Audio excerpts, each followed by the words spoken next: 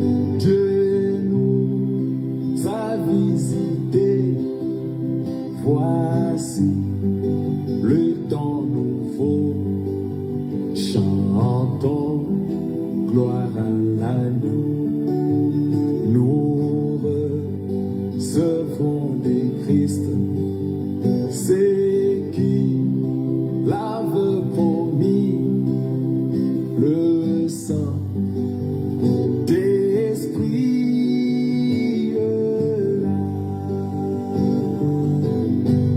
Oh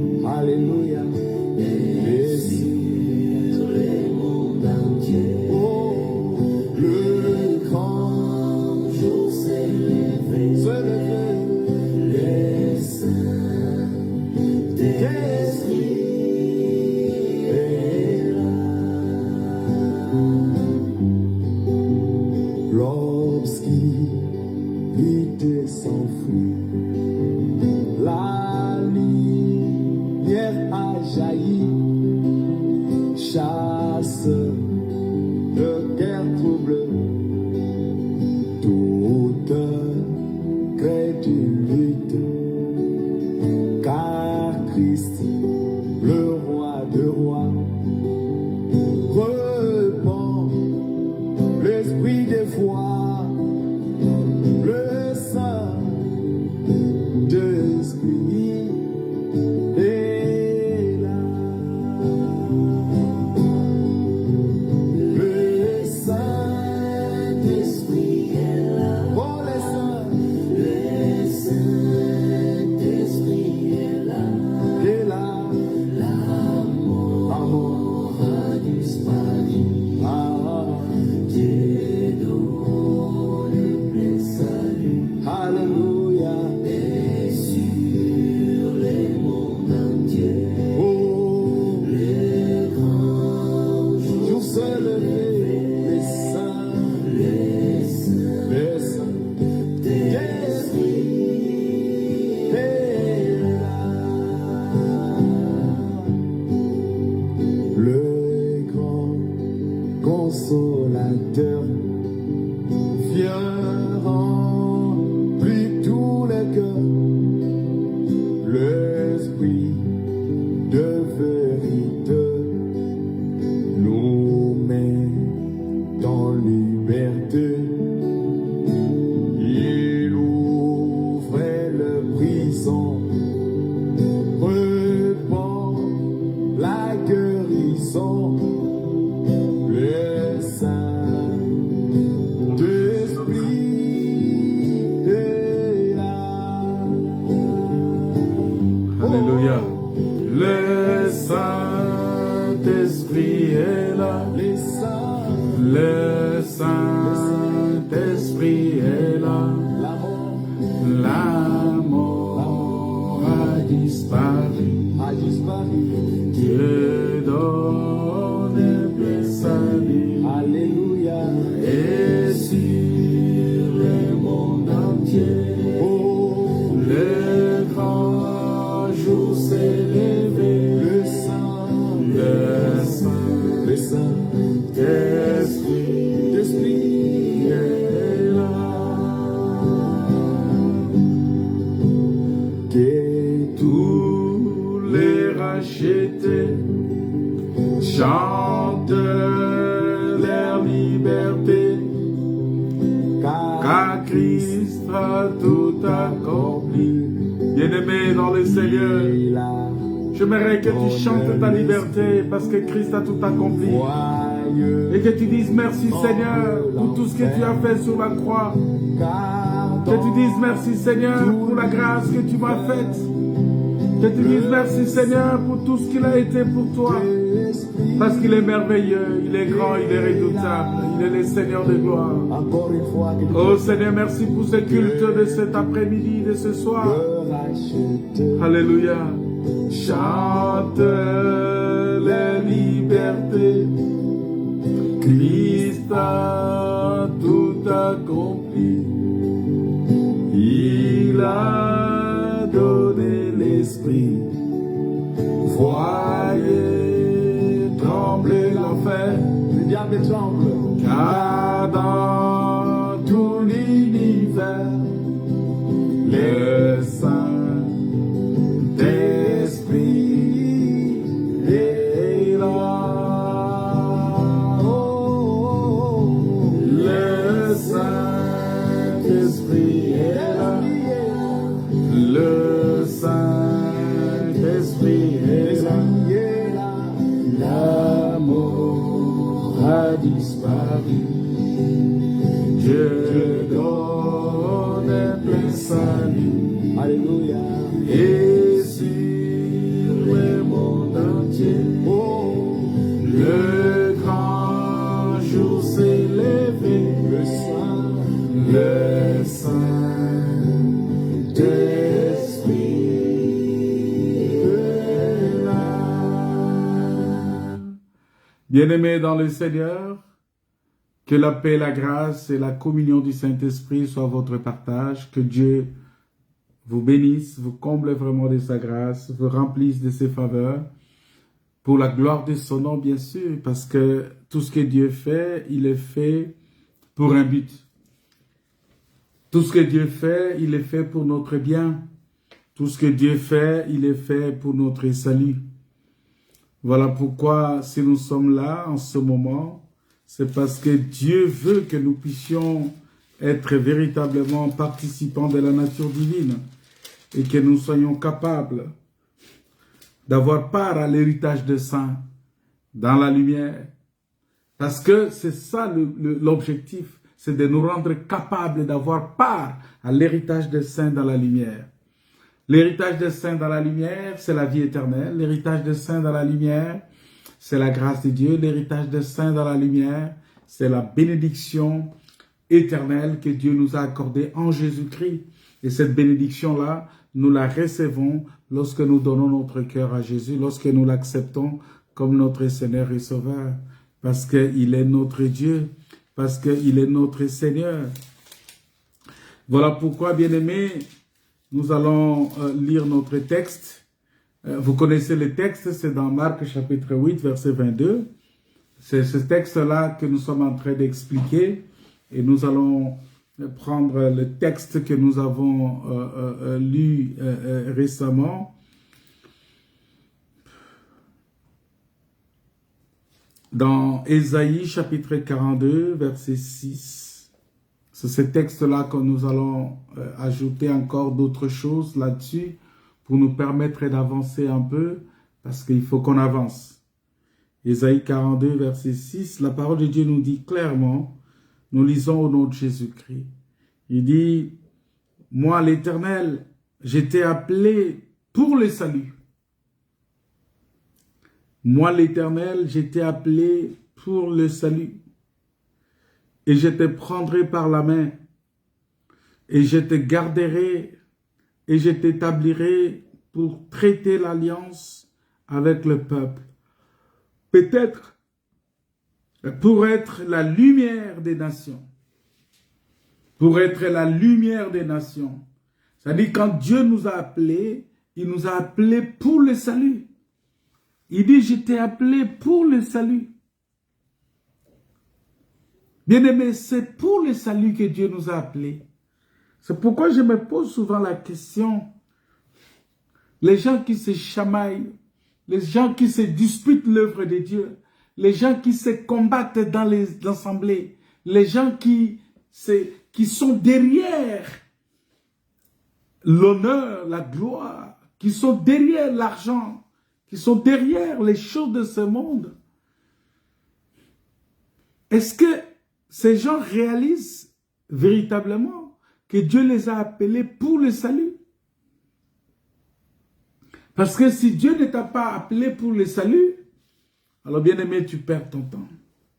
Il y a beaucoup de choses que tu vas perdre parce que l'Éternel, il est écrit dans la parole de Dieu que l'Éternel, ta main est puissante. Ils ne l'aperçoivent pas. Ils verront ton zèle pour le peuple et ils en seront confus. Parce que le feu consumera tes ennemis. Ici, nous voyons comment le Seigneur est en train de démontrer que s'il nous a appelés, c'est pour le salut. Voilà pourquoi il a déclaré, il a dit à Abraham, il dit Abraham, quitte ton pays, ta patrie, ta parenté, et va vers le pays que moi je t'indiquerai. C'est-à-dire que quand tu lis Marc chapitre 8, quand tu lis l'histoire de cet aveugle de Bethsaïda, et c'est exactement ce que Jésus-Christ a fait. Il vient, il le prend par la main et il le sort de la ville, il le sort du village. Il dit, sors de ce village-là. Et quand il le fait sortir, c'est justement pour permettre qu'il puisse faire un travail en lui. Et c'est comme ça que Dieu a fait avec Abraham. Dieu vient, il prend Abraham, il dit, Abraham, sors, quitte ton pays. Pourquoi? Parce que le pays d'Abraham, d'où est venu Abraham, c'est un pays de grande idolâtrie. C'est un pays de bouleversement des systèmes sociaux de ce monde. C'est un pays de tradition. Et il dit, sors de ce pays-là. Ce village-là aujourd'hui, ça symbolise les traditions. Voilà pourquoi il y a beaucoup de gens qui sont dans les assemblées aujourd'hui, mais ils sont encore attachés à leurs traditions.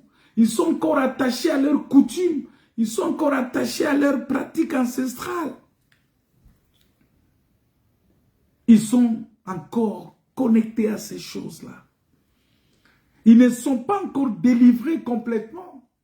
Ils ne sont pas sortis de cette situation-là, de cet état de fait. Mais Dieu dit que je vous ai appelé pour le salut. Bien-aimé, tel que je suis là, je suis prédicateur. Mais mon appel, c'est d'abord pour le salut. Et j'ai l'impression que beaucoup de prédicateurs ignorent ça.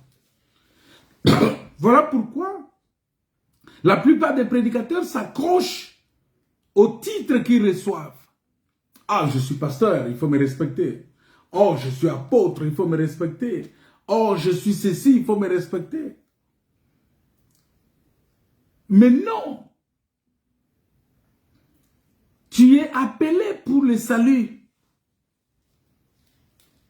Ce n'est pas pour les postes, ce n'est pas pour les positions, ce n'est pas pour les noms, les titres, les honneurs. On est d'abord appelé pour le salut. Voilà pourquoi, lorsqu'on attend le premier discours, le jour où le Saint-Esprit est descendu, c'était, les hommes ont posé la question, que ferons-nous donc, frères, pour être sauvés? Vous voyez? C'est-à-dire que lorsqu'on écoute la parole de Dieu, notre intention première, c'est d'abord de rechercher le salut dans cette parole-là. Est-ce que cette parole-là parle du salut? Est-ce que cette parole-là m'ouvre la voie pour le salut? Ou bien cette parole est juste annoncée pour me garder sur la terre? C'est-à-dire ici, la parole de Dieu qui nous est annoncée, c'est pour nous permettre justement de changer la paternité. Je parlais un peu peut-être brièvement sur les principes de la paternité parce qu'il y a trop de confusion aujourd'hui dans les églises. Oh, mon père spirituel, lui c'est mon père spirituel. Le père spirituel c'est Dieu. Le père spirituel ce n'est pas un homme. Le père spirituel ce n'est pas ton pasteur. Le père spirituel ce n'est pas ton apôtre. Le père. Il y a même des pasteurs aujourd'hui, quand ils signent un document, ils disent, bon, père. Tu es encore païen. Tu ne comprends pas encore les choses de Dieu. Tu es encore dans le monde. Parce que le père spirituel, c'est Dieu. Tu vas me poser la question, d'où est-ce que tu tires cette écriture-là? C'est simple, c'est Jean chapitre 1, le verset 12. Jean chapitre 1, verset 12, la Bible dit clairement, ça c'est clair, sans discussion. La Bible dit, mais à tous ceux qui l'ont reçu, à ceux qui croient en son nom, la parole ou Jésus-Christ leur a donné le pouvoir de devenir enfants de Dieu. C'est-à-dire, la parole nous donne le pouvoir de devenir enfants de Dieu lorsqu'on croit au Seigneur Jésus, lorsqu'on reçoit Jésus-Christ. La Bible continue, dit, lesquels sont nés non du sang, ni de la volonté de la chair, ni de la volonté de l'homme. Je ne suis pas né de ta volonté, pasteur. Je suis né spirituellement de la volonté de Dieu qui m'a donné sa parole.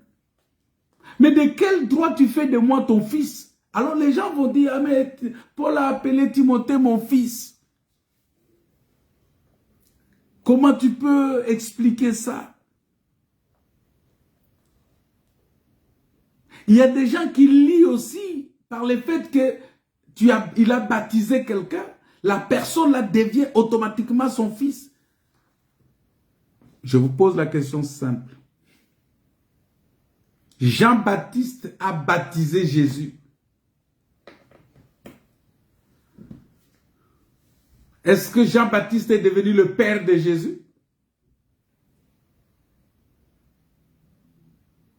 Jean-Baptiste a baptisé Jésus. Est-ce que Jean-Baptiste est devenu le père de Jésus? On quitte là. Ananias a baptisé Paul.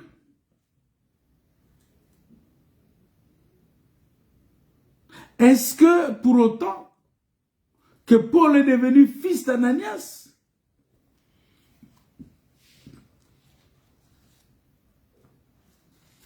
Vous ne verrez jamais l'apôtre Pierre appeler Paul son fils. Voilà pourquoi le baptême ne te donne pas ce droit-là de dire que la personne est ton fils. Même lorsqu'on parle de la nouvelle naissance. On dit, il faut être né de nouveau. Ça, c'est Jésus qui le dit. Il faut être né de nouveau. Cette naissance dont il parle ici, ce n'est pas de la volonté de l'homme, ni de la chair,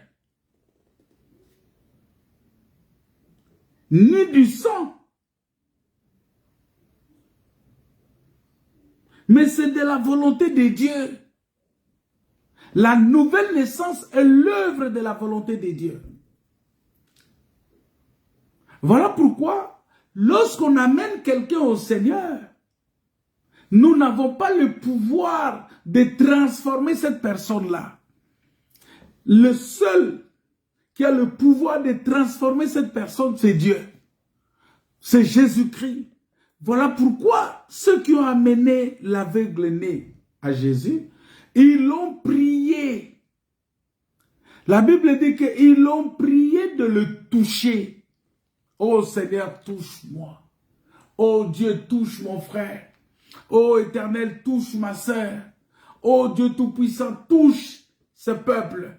C'est-à-dire, notre prière à nous, c'est de demander à Dieu de toucher le peuple. Il y a des gens qui s'attribuent la gloire qui n'est pas la leur. Il y a un prédicateur qui m'a dit, c'est écrit, c'est pas dans Malachie, tout ça, Dieu dit au peuple, il dit, si moi je suis votre Père, quelle est la gloire que vous me donnez? L'honneur que vous me donnez, ou la gloire, ou l'honneur, je ne sais pas. Et donc, lui, comme il est le père d'un prédicateur, dont le prédicateur a dû lui donner l'honneur. Non. Cette écriture-là, ça parle de Dieu. C'est Dieu qui est le père. Et Jésus l'a dit clairement, n'appelez personne sur la terre père. Donc, si toi, tu entends que je t'appelle père, je ne t'appellerai pas père. Et je demande à tous les frères et sœurs, n'appelez personne sur cette terre père. Nous avons un seul Père. Spirituellement, nous avons un seul Père qui est dans les cieux. C'est Dieu lui-même. Sur la terre, ben, j'ai mon Père biologique.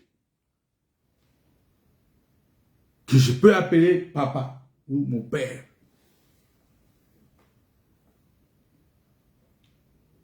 Voilà pourquoi nous devons faire très attention. Et cette histoire-là a fait dévier beaucoup de gens. Aujourd'hui, les gens ont trouvé en ça une manière de manipuler les autres. Ah, mon père. Ah, le père. Ah, c'est lui le père.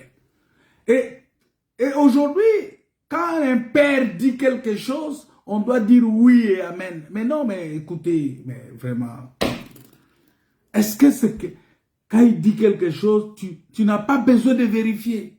Non. Moi, je vous ai dit que même moi, si je vous enseigne quelque chose, contraire à ce que les apôtres ont enseigné, que je sois anathème. C'est ce que la Bible dit. C'est ce que la Bible dit. Si je viens changer la doctrine aujourd'hui, ben ça ne marchera pas. Ça ne marchera pas. Voilà pourquoi il faut faire très attention, bien-aimés. Il faut faire très attention.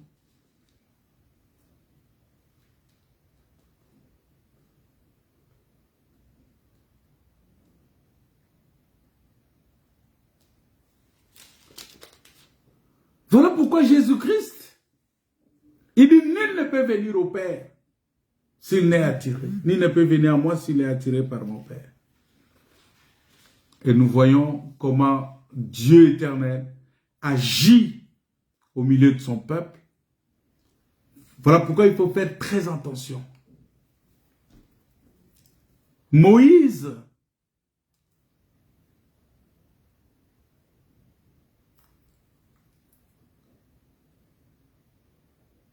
nous dit clairement, tu honoreras l'Éternel ton Dieu. Tu n'auras pas d'autre Dieu devant la face de Dieu. C'est-à-dire, si tu appelles quelqu'un sur la terre Père, ça veut dire que tu élèves un homme à la place de Dieu. C'est très dangereux. Voilà pourquoi il faut faire très attention avec ça. Il y a beaucoup de choses. Ce sont des petites choses, mais qui égarent beaucoup de gens aujourd'hui. C'est comme cette histoire de communauté. Oh, nous sommes une communauté. C'est charnel. Ça n'est pas dans la Bible. Oh, c'est une histoire. Nous sommes une communauté et tout ça. Non, quelle communauté? Il y a des gens qui ramènent leurs histoires des clans, des tribus, des tribalistes qui ramènent leurs histoires des tribus, des clans dans les choses de Dieu. Non, Dieu nous a unis. Aujourd'hui, il n'y a plus question de communauté. Je peux être ici en train d'enseigner la parole. Je peux avoir un autre frère qui est à Singapour, ou à Mongolie, ou à Sibérie, mais qui prêche la même chose que moi. Je ne l'ai jamais vu. Je ne l'ai jamais rencontré. Pourquoi? Parce que le Saint-Esprit qui parle en moi, ce Saint-Esprit-là n'est pas seulement limité à moi, il est capable aussi d'aller utiliser une autre personne ailleurs pour parler de Dieu. Mais si je ne fais pas attention, je vais dire aux gens, ne l'écoutez pas, n'écoutez pas celui-là. Mais non, il faut qu'ils écoutent, qu'ils examinent. La Bible dit que quand un prophétise, que l'un prophétise et que deux ou trois jugent. Nous avons besoin des gens capables de juger les prophéties, de juger, d'écouter la prédication, de vérifier à la lumière des Écritures si ce qu'on leur dit est exact. Parce que si ce n'est pas exact, tu plies ça, tu jettes, tu mets de côté.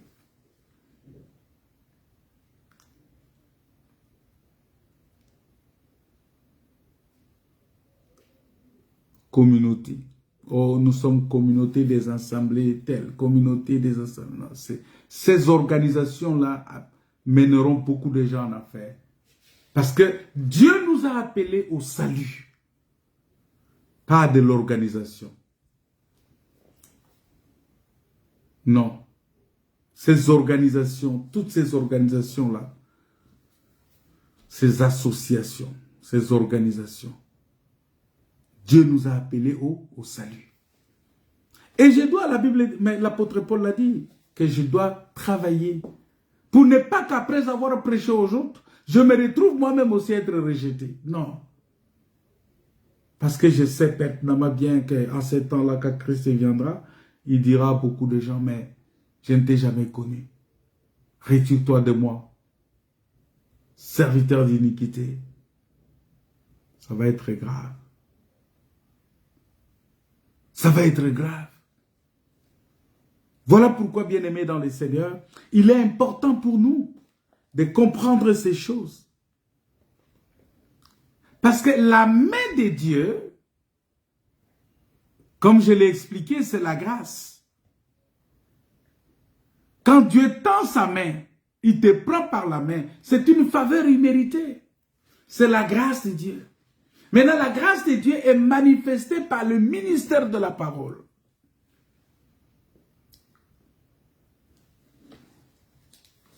La grâce de Dieu est manifestée par le ministère de la parole.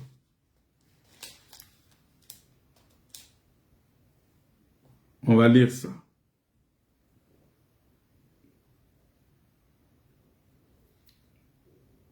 On va lire ça.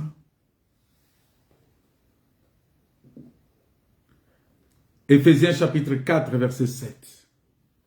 Il dit, mais à chacun de nous, la grâce a été donnée selon la mesure du don de Christ. La grâce a été donnée selon la mesure du don de Christ. C'est-à-dire que Dieu m'a donné sa grâce par la mesure du don de Christ. Dieu nous a donné sa grâce. La grâce, c'est un don. C'est une faveur imméritée. Personne n'a mérité ça. Et le salut, c'est une grâce que Dieu nous a donnée.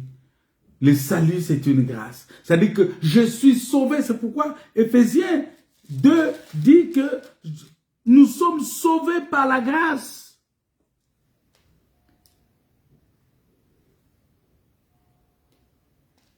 Vous voyez? Éphésiens 2, verset 8. Dit, c'est par la grâce que vous êtes sauvés. Par les moyens de la foi. C'est-à-dire que la grâce, c'est la main tendue de Dieu. Et la foi, c'est ma main. C'est-à-dire, Dieu me tend sa main, je lui tends aussi ma main. Et nos deux mains se rencontrent. C'est ça le salut. Lorsque la main de Dieu se rencontre avec ma main, ça donne le salut.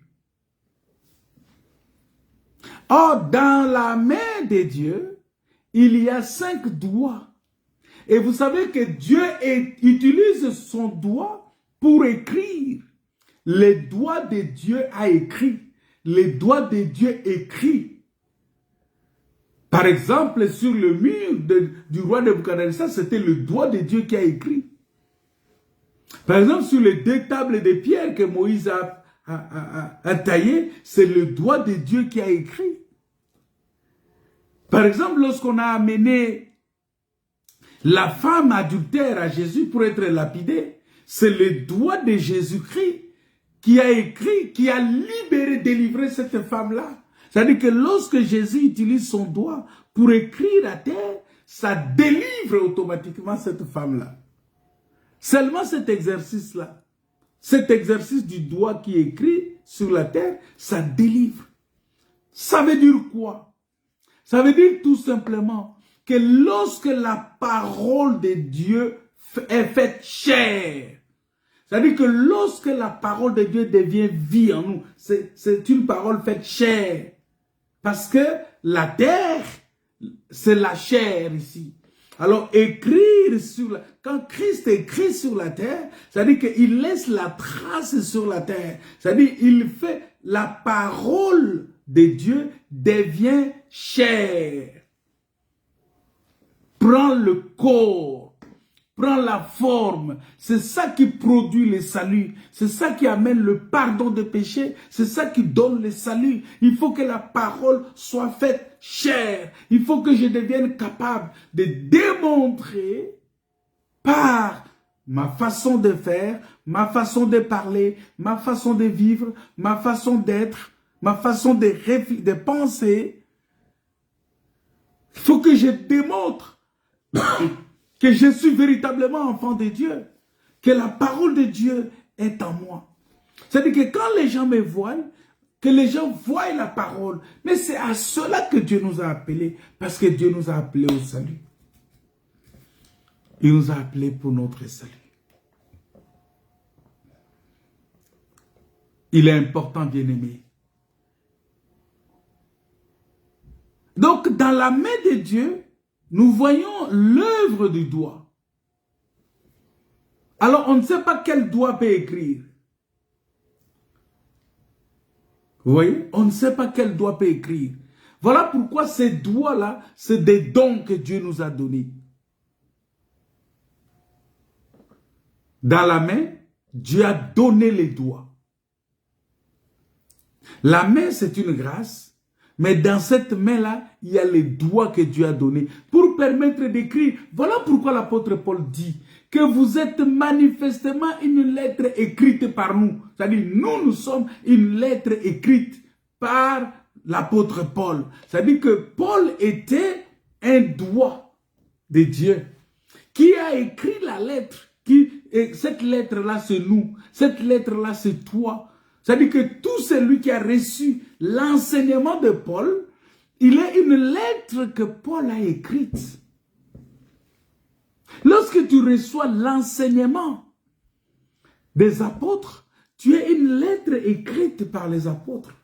C'est ça, les actes des apôtres. Quand on parle des actes des apôtres, ça veut dire que nous sommes une lettre écrite par les apôtres. Voilà pourquoi on appelle ça, on appelle les actes du Saint-Esprit, mais aussi les actes des apôtres. C'est ça le rôle de la main. La main que Dieu a tendue pour attirer cet homme. C'est le ministère de la parole qui vient vers nous. Voilà pourquoi un ministre de la parole, un serviteur de Dieu, un apôtre de Dieu, un pasteur, un enseignant, un évangéliste, un prophète, doit être quelqu'un qui est caractérisé par l'humilité, parce que tu deviens comme un petit enfant. On te traîne partout où le Seigneur te traîne partout où il veut. Tu n'as pas ton honneur à préserver. Tu as l'honneur de Christ à préserver. Tu n'as pas ta gloire à construire, mais tu as la gloire de Christ à construire. Tu as l'honneur de Christ à préserver. C'est-à-dire que pour que le Christ ne soit pas blasphémé, je dois me conduire conformément à la parole de Dieu, conformément à la doctrine, conformément aux enseignements qui nous a été transmis par les apôtres. Parce que le faire autrement, c'est faire blasphémer le nom du Seigneur. Voilà pourquoi il est important de reconnaître cela, que je suis une lettre écrite par Dieu. C'est-à-dire que quand je passe, beaucoup de gens me lisent.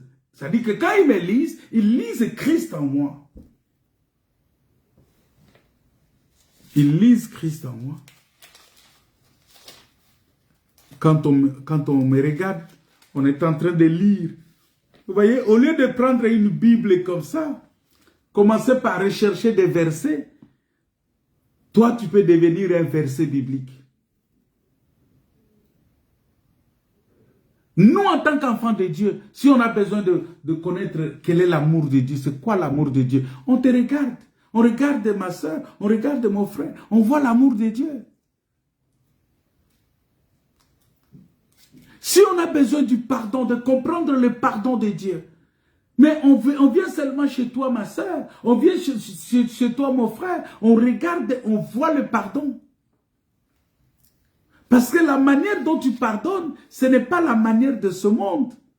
Ce monde te dira, pardonner quelqu'un, ce n'est pas oublier.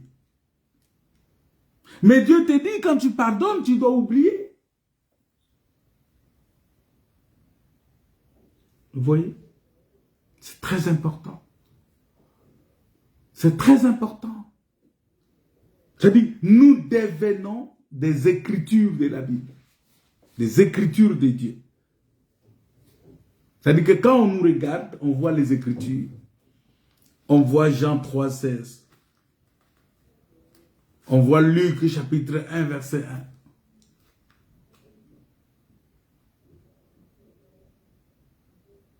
On voit la parole de Dieu. Tu n'as pas besoin. C'est-à-dire que même s'il n'y a pas la Bible, mais tu viens regarder un frère, tu dis, oh, je vois la parole de Dieu entièrement en lui. Il dégage la parole. Nous devons dégager la parole. Nous devons dégager l'odeur de la parole. Nous devons dégager cette odeur-là de la parole.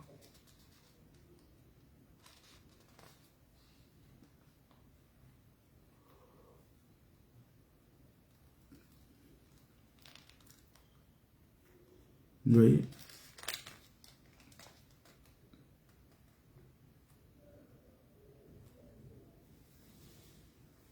C'est ce que l'apôtre Paul dit.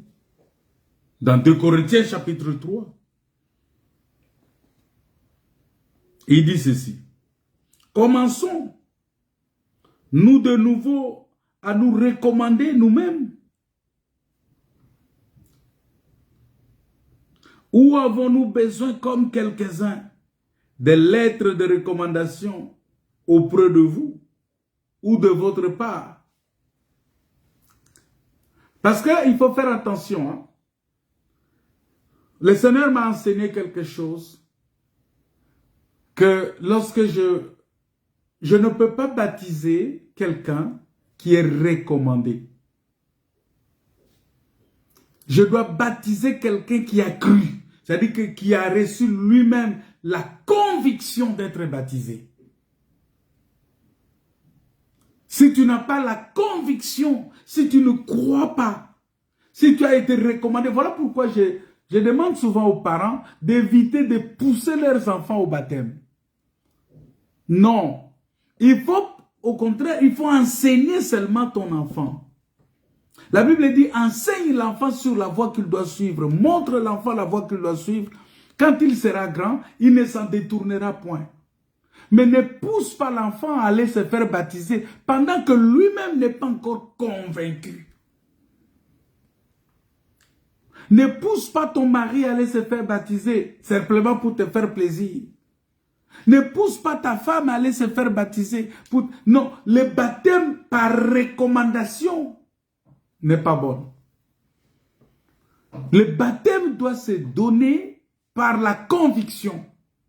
Et là, j'attire l'attention de tous les bien-aimés frères et sœurs parce que je sais que demain matin, nous aurons un grand service de baptême où nous allons baptiser des gens qui ont accepté de donner leur vie à Jésus-Christ, qui se sont engagés, qui sont convaincus de la parole. Pas des gens qu'on a recommandés ou on a poussés. Parce que tu pousses tes enfants, c'est un bon acte. C'est bien, ça paraît bon. Mais au fond, tant qu'ils n'ont pas eu cette conviction-là personnelle, tant qu'ils n'ont pas eu cette foi-là qui se dégage en eux, ça sera difficile. Tu vas voir qu'ils vont se faire baptiser, mais ils n'auront pas du zèle pour servir le Seigneur. Ils vont le faire parce qu'ils veulent faire plaisir à leurs parents. Alors l'apôtre Paul dit que, au verset 2 Corinthiens 3, verset 2, il dit, c'est vous qui êtes notre lettre. Vous voyez? Il dit, c'est vous qui êtes notre lettre. Ma soeur, mon frère, c'est toi qui es la lettre. C'est-à-dire, si les gens ont besoin de lire la parole de Dieu, c'est toi qu'on doit lire. Mais est-ce qu'aujourd'hui, là où tu es, les gens peuvent te lire? Les gens peuvent lire Dieu en toi? Est-ce que tu es véritablement cette lettre-là? Est-ce que tu es véritablement cette lettre-là écrite? Il dit, c'est vous qui êtes notre lettre, écrite dans nos cœurs, connue et lue de tous les hommes. Vous voyez? C'est-à-dire, il faut que tu sois reconnu comme étant la lettre de Dieu. Il faut que tu sois reconnu comme étant la lettre que le doigt de Dieu a écrite. C'est-à-dire qu'on voit la trace de Dieu sur toi. Qu'on voit la main de Dieu sur toi. C'est-à-dire que quand Dieu te prend par la main,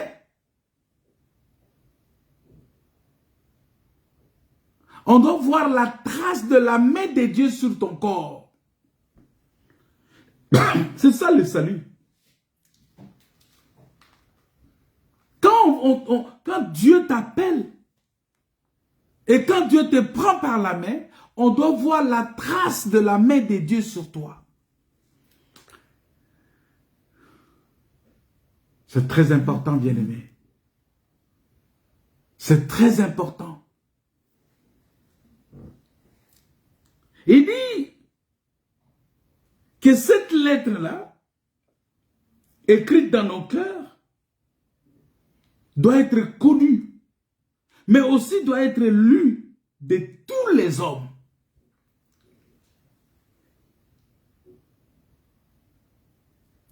Donc Jésus-Christ, en prenant l'aveugle né par la main, l'aveugle de Bethsaïda par la main,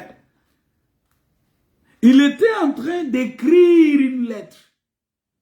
C'est-à-dire que l'aveugle là devient une lettre. Parce que quand les gens vont voir, oh mais cet homme était aveugle, oui, mais il a recouvert, il voit maintenant, oui. Mais qu'est-ce qui s'est passé? Jésus de Nazareth l'a guéri. Alléluia, c'est un témoignage. C'est un témoignage. Et Dieu a besoin de ces témoignages-là. Mais la Bible dit que cette lettre-là doit être connue. Tu n'as pas besoin de te camoufler. Il y a des gens, dans son lieu de travail, on ne le connaît même pas comme étant un chrétien. Au milieu de avec ses amis ne savent pas s'il est chrétien, s'il est enfant de Dieu. Non, ses amis ne savent pas.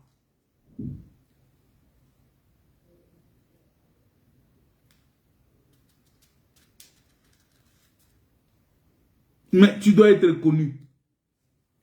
Et tu dois aussi être lu de tous les hommes. C'est-à-dire qu'il faut que tu sois lu. C'est-à-dire qu'on doit voir Dieu en toi. Il dit, vous êtes manifestement une lettre de Christ, écrite par notre ministère. Ah, vous voyez? C'est-à-dire que le ministère est le doigt de Christ qui écrit la lettre. Parce que, on dit, cette lettre-là n'est pas écrite par l'encre. Il dit non avec de l'encre.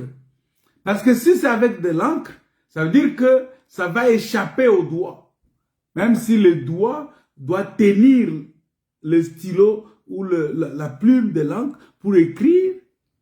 Non, on dit c'est pas avec de l'encre. Mais avec l'esprit.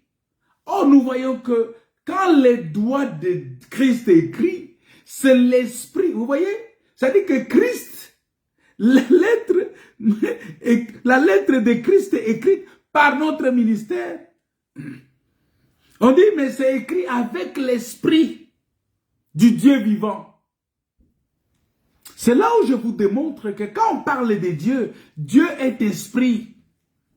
C'est-à-dire, ce n'est pas une lettre, quand on dit que tu es la lettre de Christ, c'est-à-dire c'est le Saint-Esprit qui vient en toi. Le Saint-Esprit commence à écrire les fruits de l'Esprit, les dons de l'Esprit, les grâces de Dieu en toi. C'est-à-dire que quand on te voit, on lit les grâces de Dieu. On voit les fruits de l'Esprit. On voit la manifestation du Saint-Esprit en toi. On voit la grâce de Dieu découler en toi. C'est très important, bien-aimé, pour nous. C'est ça le rôle de la main. Le rôle de la main qui a tenu cet aveugle-là. Et ce rôle de la main-là, c'est pour te prendre parce que la parole de Dieu est venue pour nous prendre du monde et nous sortir du monde. Il est venu nous trouver dans le monde, il nous prend et il nous fait sortir du monde.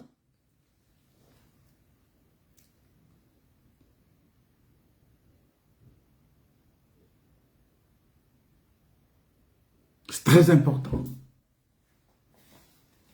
Oh, quand je lis la parole de Dieu, je vois comment il dit, non sur les tables de pierre, mais sur les tables de chair, sur le cœur.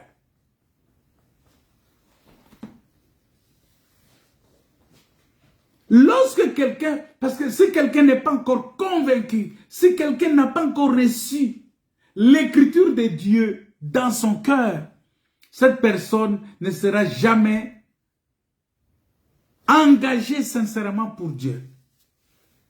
Parce qu'il y a des gens jusqu'à aujourd'hui, il faut qu'on continue à les pousser. Non! Quand on te pousse, c'est pour arriver à écrire dans ton cœur. Parce que lorsque tu reçois la parole de Dieu dans ton cœur, dans la chair, la Bible dit le cœur de chair, il dit, je vous donnerai un esprit nouveau, je vous donnerai j'ôterai le cœur de pierre et je vous donnerai le cœur de chair. Quand il parle de cœur de chair ici, c'est le cœur de l'épouse. L'épouse parole. Parce que c'est l'épouse parole qui est la chair de la chair. Oh, bien-aimé dans le Seigneur. La main de Dieu a une puissance. La main de Dieu nous transforme.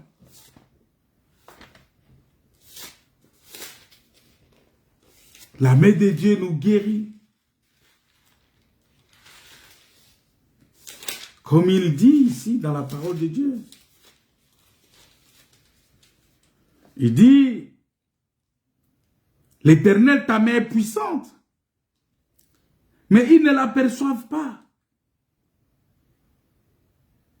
Ils verront ton zèle pour le peuple. Et ils en seront confus. La main de l'Éternel. C'est cette main-là qui nous guérit.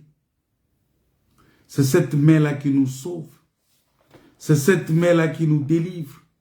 C'est cette main-là qui nous rend heureux. Voilà pourquoi je vous dis que si ton appel n'a pas été lié au salut, bien-aimé, tu perds ton temps. Parce que le premier appel de tout enfant de Dieu, c'est pour le salut.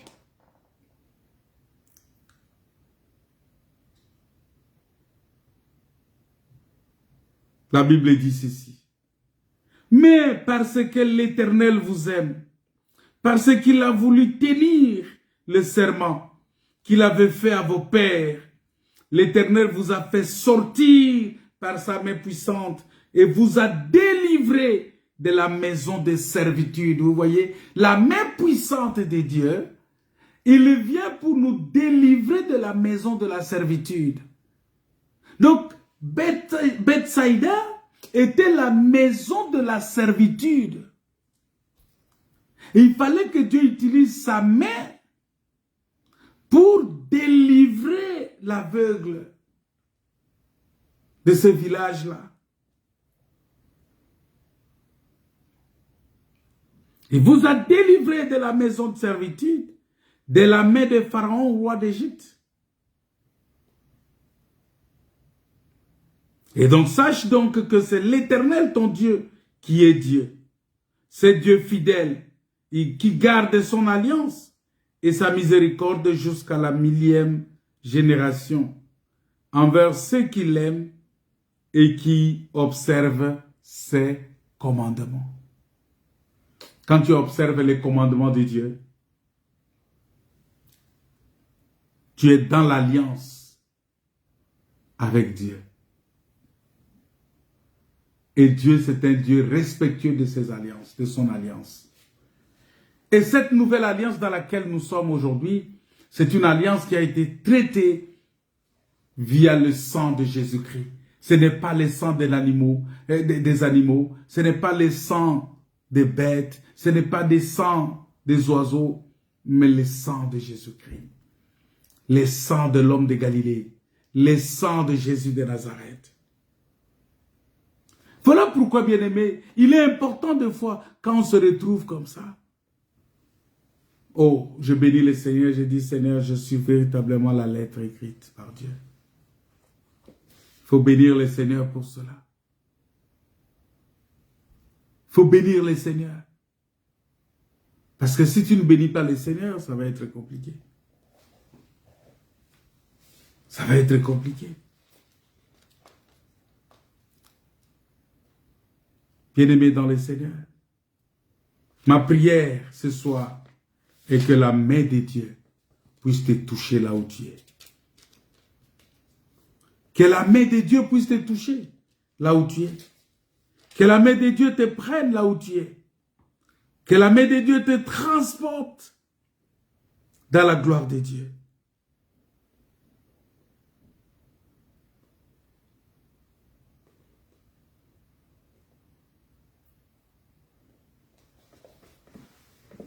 La main de Dieu. Nous allons voir un aspect de quelque chose que la main de Dieu a fait. Parce que la Bible dit que quand Dieu a frappé, quand Dieu a dit que l'épée, lève-toi sur le berger, il a frappé le berger. Les brebis se sont dispersées. Ici, on parle d'Israël. Celui qui était venu comme le bon berger d'Israël, Jésus-Christ, il a été frappé et les brebis se sont dispersées. Mais qu'est-ce que Dieu dit après? Il dit, je tournerai ma main vers les faibles. Il dit, je tournerai ma main vers les faibles. Les faibles ici, c'est nous. Nous étions faibles. Voilà pourquoi la Bible dit que Dieu a choisi les choses faibles, les choses viles de ce monde pour confondre les forts.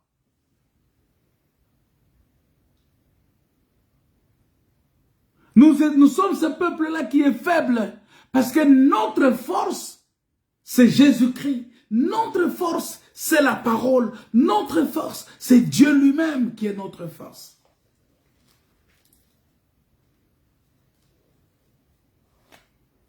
Bien-aimé, la main de Dieu fait beaucoup de choses. Cette main qui a écrit, qui nous a écrit, qui a fait de nous une lettre de Christ. Cette main-là, lorsque le berger est frappé, c'est-à-dire que lorsque Christ monte sur la croix, c'est ça la frappe du berger. Ça, je suis dans Zacharie, chapitre 13.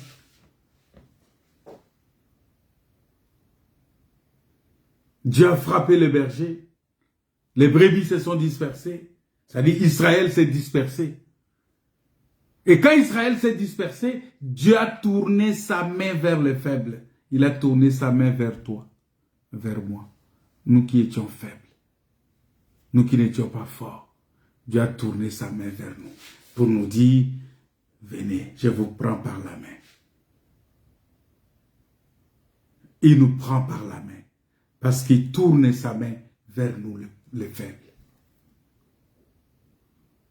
Et il nous prend par la main.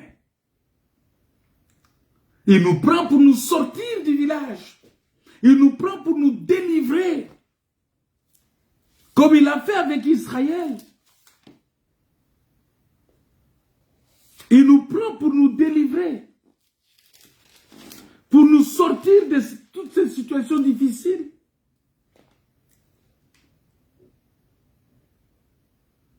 Il nous prend pour nous faire sortir, pour nous délivrer de la maison de la servitude. Comme on avait lu dans Deutéronome chapitre 7, verset 8.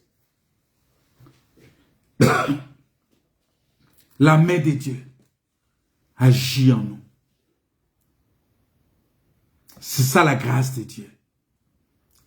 Vous voyez, la grâce de Dieu qui agit en nous, bien-aimé dans le Seigneur, le ministère que tu exerces, cher prédicateur, cher pasteur, le ministère que tu exerces, c'est une grâce de Dieu dans ta vie. C'est une grâce. Et cette grâce-là, Dieu a donné le nom à cette grâce-là. Parce qu'il dit, à chacun de nous, la grâce a été donnée selon la mesure du don de Christ. C'est-à-dire, Dieu me donne la grâce, mais avec la mesure du don de Christ. Quelle est cette mesure de don? Parce qu'il me donne sa main, mais avec la mesure du don de Christ, c'est-à-dire avec le doigt de Dieu. Et cette grâce-là, Cette mesure de don de Christ là, il va expliquer ça, il va détailler ça. Il va dire, il a donné les uns comme apôtres, les autres comme prophètes, les autres comme évangélistes, les autres comme pasteurs et docteurs. Est-ce qu'on a donné le nom, on a donné le Père ici? Oh Père, le Père est devenu aujourd'hui un ministère à part. Père, non. Il dit c'est pour le perfectionnement des saints, en vue de l'œuvre du ministère et de l'édification du corps de Christ. Pour le perfectionnement des saints, en vue de l'œuvre du ministère.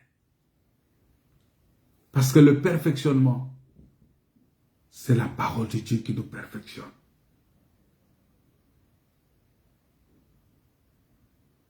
C'est la parole de Dieu qui nous perfectionne. Vous voyez? Voilà pourquoi, bien-aimés dans le Seigneur, il est important pour nous de comprendre ces choses.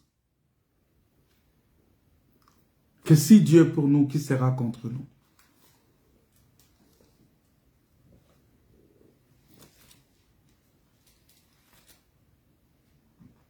Bien-aimés dans le Seigneur, il est très important pour nous.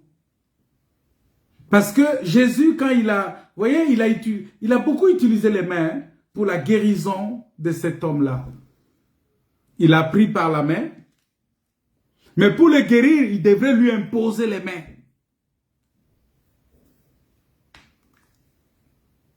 Il devrait lui imposer les mains.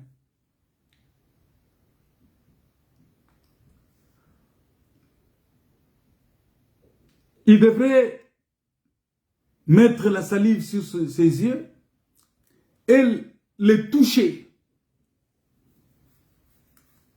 Parce que notre prière est que Dieu puisse te toucher. Et j'aimerais vraiment que Dieu te touche ce soir.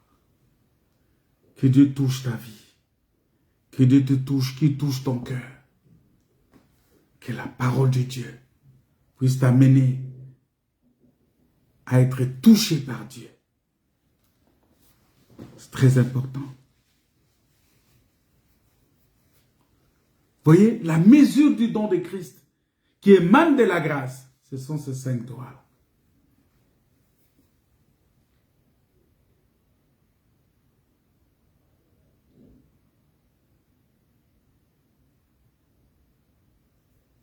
Que le Seigneur nous aide. Que le Seigneur nous aide. Que le Seigneur nous soutienne. Que le Seigneur nous fortifie dans la grâce. Que le Seigneur. Voilà pourquoi je disais que le Seigneur, avant de guérir cet homme, il devrait d'abord commencer par les sortir du village. Pour guérir, il dit, tes péchés te sont pardonnés. Maintenant, prends ton lit et marche. Vous voyez? Parce que Jésus,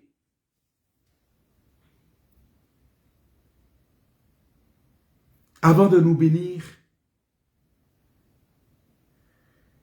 il doit d'abord nous racheter.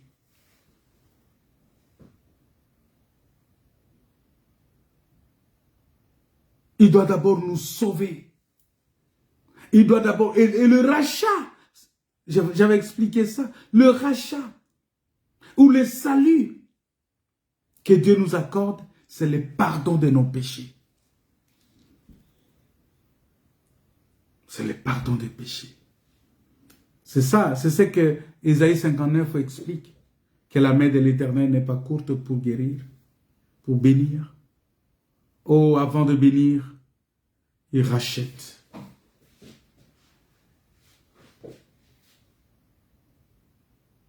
Dieu, il veut nous sauver. Mais il utilise la main. Il nous prend. Il sort avec nous. Et il nous guérit. Il nous guérit. il nous guérit, il nous délivre. Et c'est très important.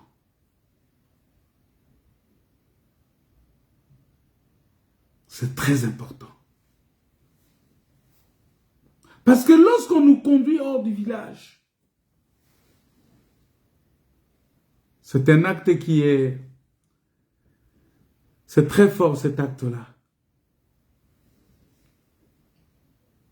Parce que cet homme aveugle, il habitait à Bethsaïda, mais les gens vont se dire, mais pourquoi Christ l'a fait sortir de là-bas avant de le guérir?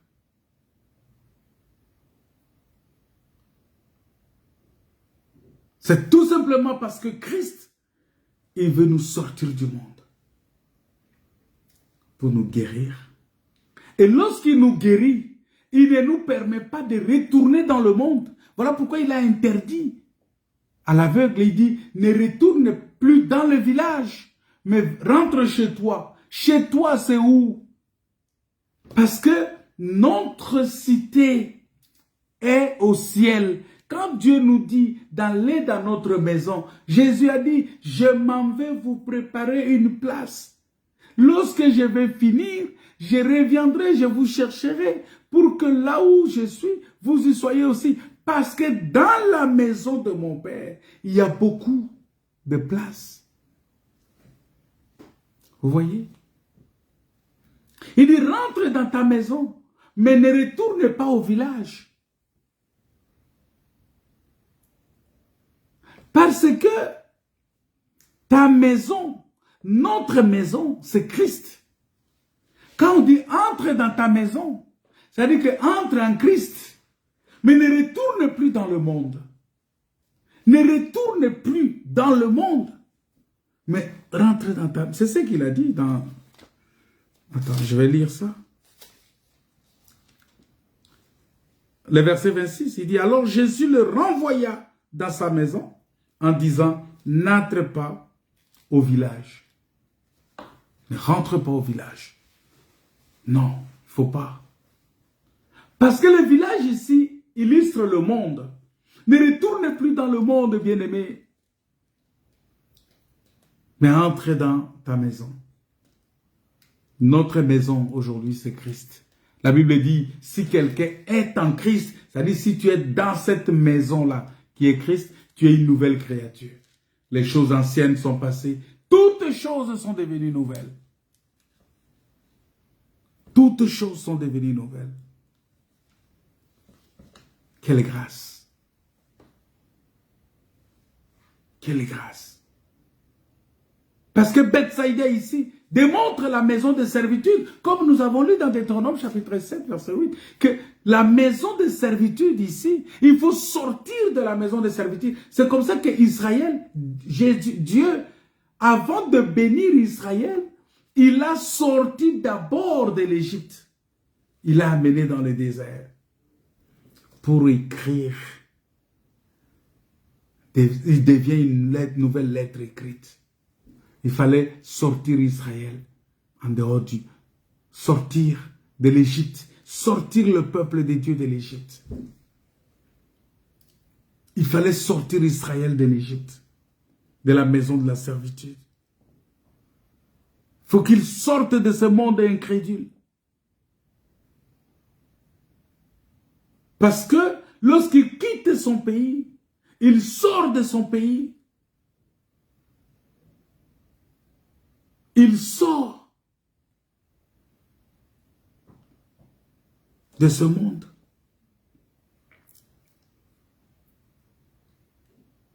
Parce que nous ne sommes pas de ce monde. Et c'est très important de comprendre cela. Voilà pourquoi, lorsqu'il vient, il nous prend par la main. Il doit nous sortir. Il doit nous prendre. Comme Dieu a dit à Abraham, va-t'en de ta patrie, de la maison de ton père. Mais il faut aller dans le pays que je t'indiquerai. Le pays que Dieu nous indique aujourd'hui, c'est Christ. C'est lui le véritable pays que Dieu nous a indiqué. La véritable maison vers laquelle Dieu nous envoie, c'est Christ. Et lorsque nous sommes en Christ, nous sommes une nouvelle créature. Nous sommes une nouvelle créature. Les choses anciennes sont passées. Voici, toutes choses sont devenues nouvelles. Et c'est en ce moment-là que l'opération va commencer. On va voir, si Dieu le permet, comment le Seigneur a fait pour guérir cet homme. Vous allez voir que, si vous lisez dans la Bible, vous allez voir que Dieu a guéri beaucoup d'aveugles. Bartimée était un aveugle né. Il y avait un autre aveugle là, l'aveugle né.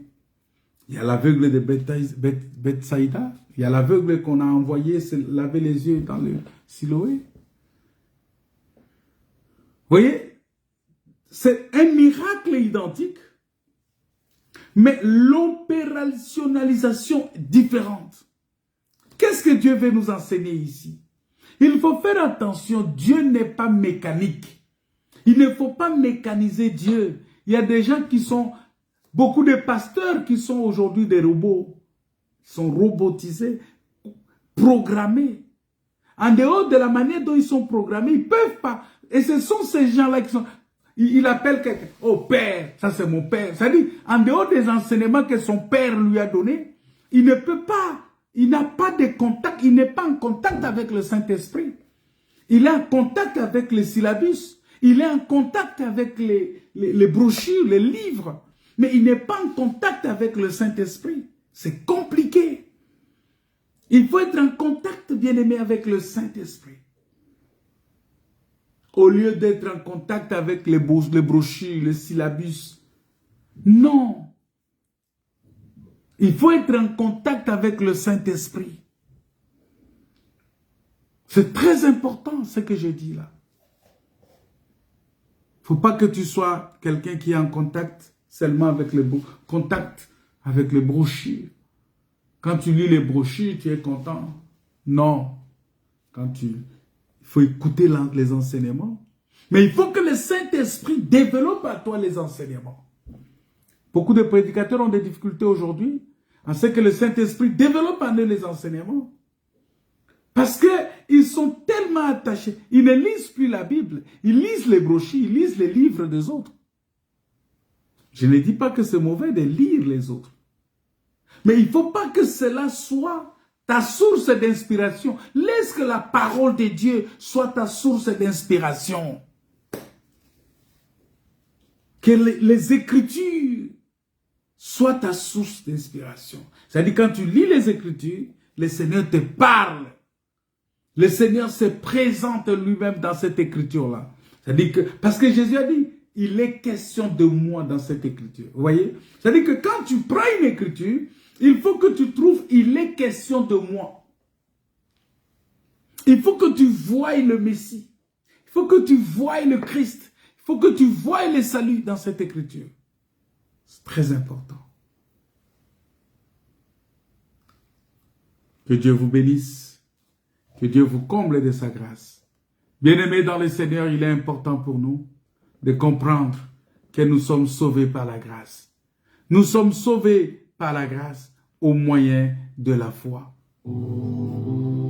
Et cette grâce-là, c'est la main que nous tendons. Alors si Dieu te tend la main et que toi, tu ne lui tends pas la main au retour, tu ne seras pas sauvé. Il faut que tu lui tendes aussi la main. Il faut que tu lui tendes aussi la main. Il faut que tu donnes ta main à Christ. Comme ça, il va te saisir par la main. Sa main et ta main va t'amener au salut. C'est pour ça que nous sommes ici. C'est pour ça que je vais écouter la parole de Dieu. Oh, j'ai besoin de salut, Seigneur. Parce que je sais que tu m'as appelé pour mon salut. Seigneur, laisse que ta parole puisse m'accorder le salut.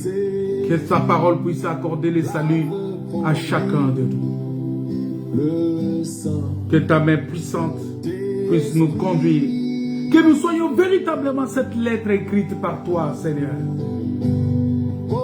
Que les gens qui nous entourent puissent nous lire, c'est-à-dire te lire en nous.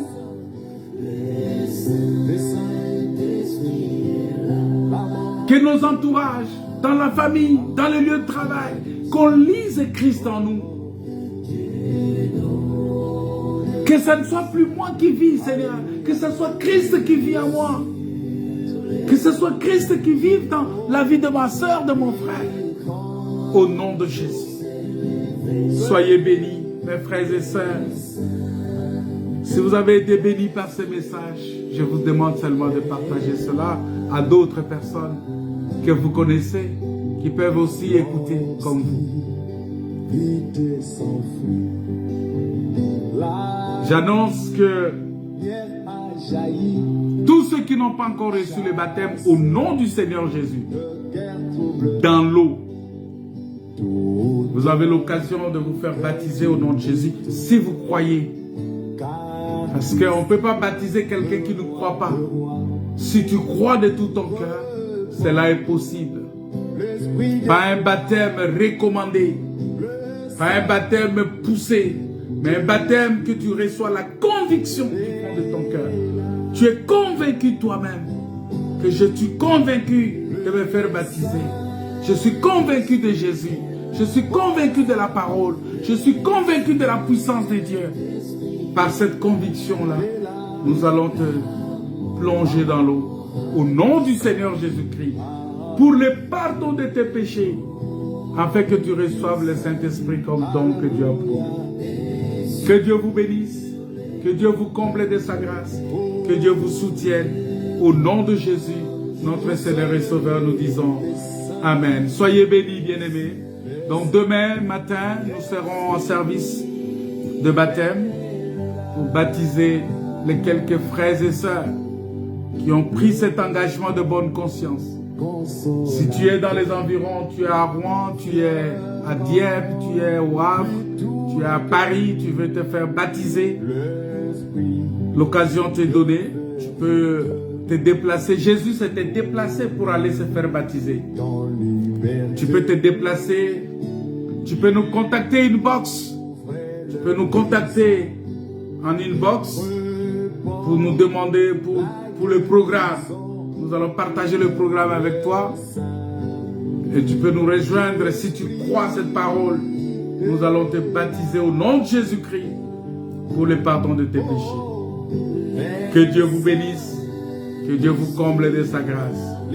Au nom de Jésus, notre Seigneur et Sauveur, nous disons gloire et louange à toi, Seigneur. La mort a disparu, Dieu donne plein salut. Alléluia. Et sur le monde entier, le grand jour s'est levé, le Saint-Esprit.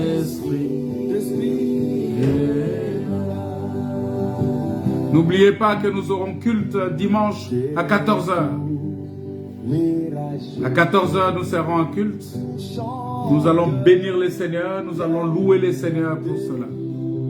Que Dieu vous bénisse. Au nom de Jésus. Amen.